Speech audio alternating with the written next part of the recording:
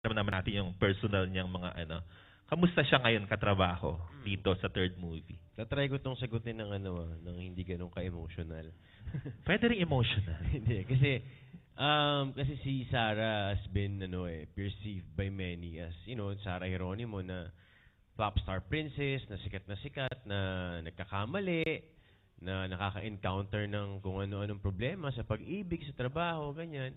But in the end, si Sarah is si Sarah. Tao. Ilang taon ka na ba ngayon? 25. 25 ka na pala. Pwede na. In a few months. few talaga. Bibilib ka sa kanya kasi pupunta yan sa trabaho. Gagawin niya yung kailangan niyang gawin. Punta yan sa trabaho ng gutom.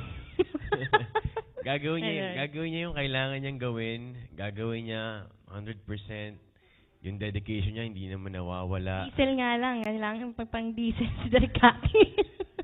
Diba? So, I mean, yung mga pinagdadaanan niya is pinagdadaanan ng normal na 25-year-old girl. And hindi siya dapat, kasi siguro part din ng trabaho natin na madali tayong mahusgahan kapag ganito.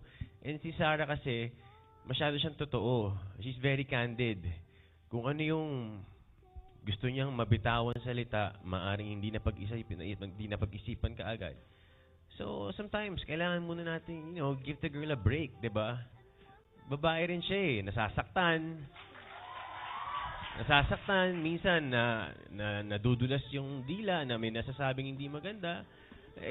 Ganun talaga. But, kailangan mong palagpasin dahil lahat, kung iisipin lahat naman, abogado ko po.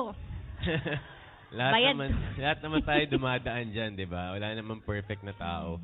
Ang pinakamaganda doon is how you rise above it, di ba?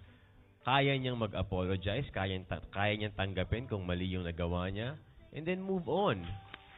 And then be a better person. And yun yung nakita ko sa kanya in this movie.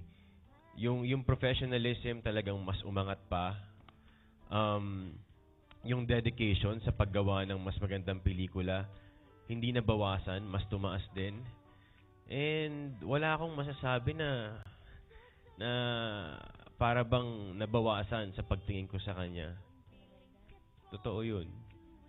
Talaga. Ayan, emotional ka na. At may sipon ka ba, Lloydie? Eto na, isa pa. Late po kasi kami natapos kagabi, kaya ganito boses ko. Pasensya na po. Okay, mas ano ba? Lloydie, mas